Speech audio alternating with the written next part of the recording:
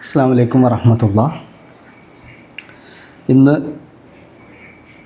ഒരു 5 ചോദ്യങ്ങൾ ഡിസ്കസ് ചെയ്യാൻ വേണ്ടി പോവുകയാണ്.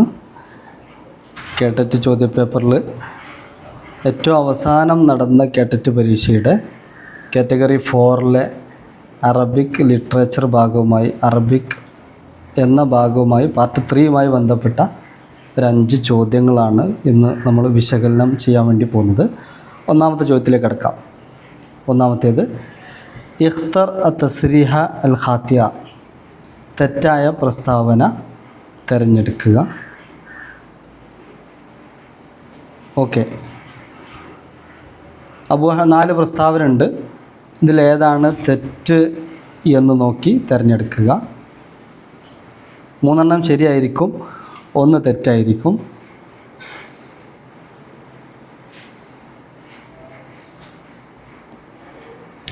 അബു ഹാമിദ് അൽ ഗസാലി ലഖബുഹു ഹുജ്ജത്തുൽ ഇസ്ലാം, സുമ്മിയ ഇബ്നു സീന ബി ഷെയ്ഖ് റഈസ്, ലഖബുൽ കിന്ദി ഹുവ ഫൈലസൂഫ് അൽ അറബ്, ഉരിഫൽ ഫാറാബി ബിൽ മുഅല്ലിം അൽ അവൽ. ഇതിലേതാണ് തെറ്റായ ഓപ്ഷൻ? ഓക്കെ, ഇതിൽ തെറ്റായ ഓപ്ഷൻ വരുന്നത് ഡി ഓപ്ഷനാണ് തെറ്റായ ഓപ്ഷൻ. ഓരോ ഓപ്ഷനിലേക്ക് നമുക്ക് കിടക്കാം. ഡി ഓപ്ഷനാണ് തെറ്റായ ഓപ്ഷൻ, അതാണ് ശരിയായ ഉത്തരമായി വരുന്നത്. ഒന്നാമത്തേത് അബു ഹാമിദ് അൽ ഗസാലിയാണ്. ഗസാലി ഇമാം എന്ന് നമ്മൾ പറയുന്ന മഹാനായ സ്കോളറാണ് അദ്ദേഹം. അദ്ദേഹത്തിൻ്റെ മഹാനവറുകളുടെ സ്ഥാനപ്പേര് ഹുജ്ജത്തുൽ ഇസ്ലാം. അബു ഹാമിദ് മുഹമ്മദ് അൽ ഗസാലി ഹുജ്ജത്തുൽ ഇസ്ലാം എന്നാണ് മഹാനവറുകളുടെ സ്ഥാനപ്പേര്. അത് ഉത്തരം ശരിയാണ്. രണ്ടാമത്തേത് ഇബ്നു സീന എന്ന മഹാൻ അഷെയ്ഖുർ റഈസ് എന്ന സ്ഥാനപ്പേരിലാണ് അറിയപ്പെടുന്നത്. ഇബ്നു സീന അഷെയ്ഖുർ റഈസ് എന്ന സ്ഥാനപ്പേരിലാണ് അറിയപ്പെടുന്നത്. ഇബ്നു സീനയുടെ പ്രസിദ്ധമായ കൃതികൾ നിങ്ങൾക്കറിയായിരിക്കും. ഏതാണ് ഇബ്നു സീനയുടെ കൃതികൾ? അദ്ദേഹത്തിൻ്റെ തിബ്ബിലെ വൈദ്യശാസ്ത്രത്തിലെ ഒരു പ്രസിദ്ധ കൃതിയുണ്ട്. ആ കൃതി കൊണ്ടുകൂടെയാണ് അദ്ദേഹം, ആ കൃതി അടക്കം, കൃതി ഉൾപ്പെടെയുള്ള സംഭാവനകൾ വെച്ചിട്ടാണ് അദ്ദേഹം ഈ വൈജ്ഞാനിക ലോകത്ത് പ്രസിദ്ധി ആർജിച്ചത്. ആ കൃതിയുടെ പേരാണ് അൽ ഖാനൂനു ഫി തിബ്ബ്. അൽ ഖാനൂനു ഫി തിബ്ബ്.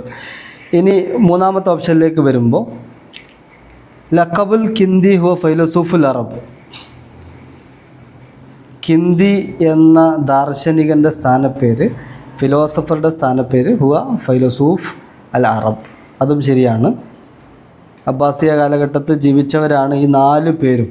അതിൽ കിന്ദി എന്ന ആളുടെ സ്ഥാനപ്പേര് ഫൈലസൂഫ് അൽ അറബ് ആയിരുന്നു. ഇനി 4ാമത്തെ ഓപ്ഷനാണ് നമ്മുടെ ഈ ചോദ്യത്തിൻ്റെ ശരിയുത്തരം. അത് ഉരിഫൽ ഫാറാബി ബിൽ മുഅല്ലിം അൽ അവൽ.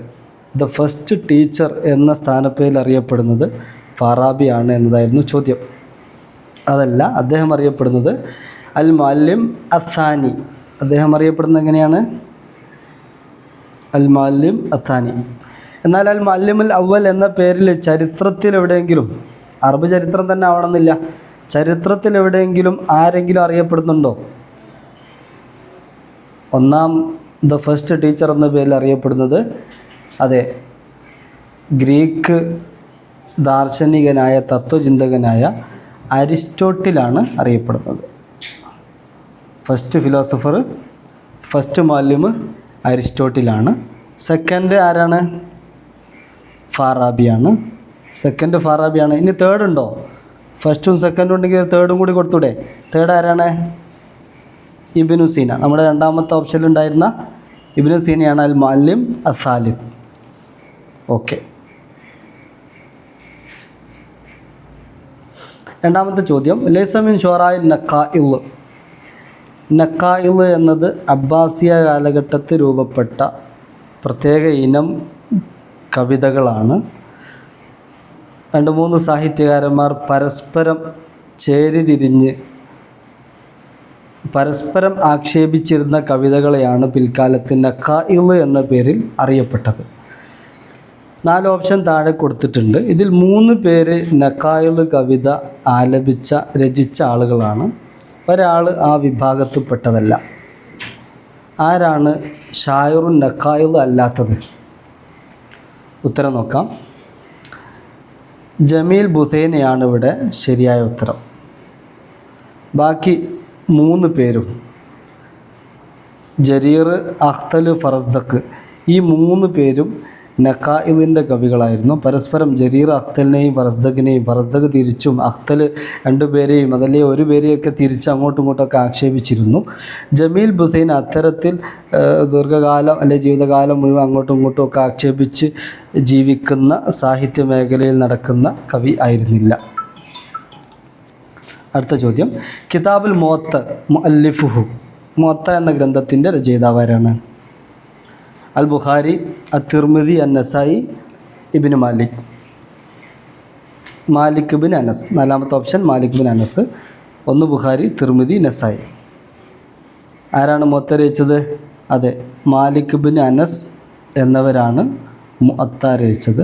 മുവത്തയുടെ പ്രത്യേകത എന്താണ്? ആദ്യമായി ക്രോഡീകരിക്കപ്പെട്ട ഹദീസ് കൃതിയുടെ പേരാണ് അൽ മുവത്ത.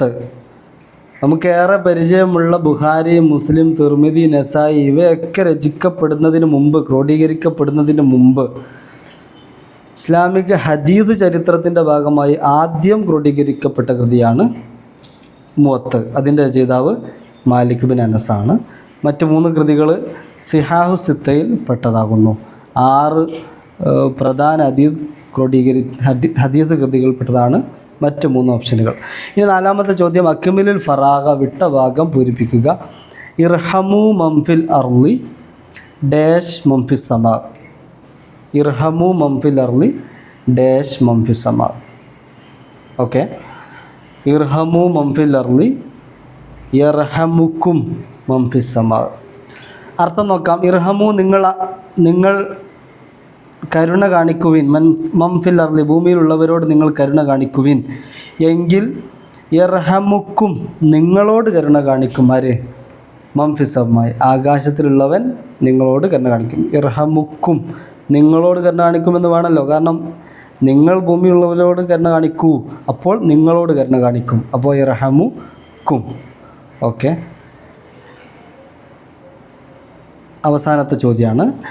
ഡാഷ് മിൻ കുത്താബിൽ വഹി, കാത്തിബിൻ്റെ ബഹുവചനമാണ് കുത്താബ്, എഴുത്തുകാരൻ. തിരുമേനി സല്ലല്ലാഹു അലൈഹി വസല്ലമക്ക് അള്ളാഹുവിൽ നിന്നും അവതരിച്ചിരുന്ന വിശുദ്ധ ഖുർആനിലെ ആയത്തുകളെ എഴുതി വെക്കാൻ ചുമതലയുണ്ടായിരുന്ന സഹാബിമാരിൽ ഒരാൾ ഇക്കൂട്ടത്തിലുണ്ട്. അതാരാണ്?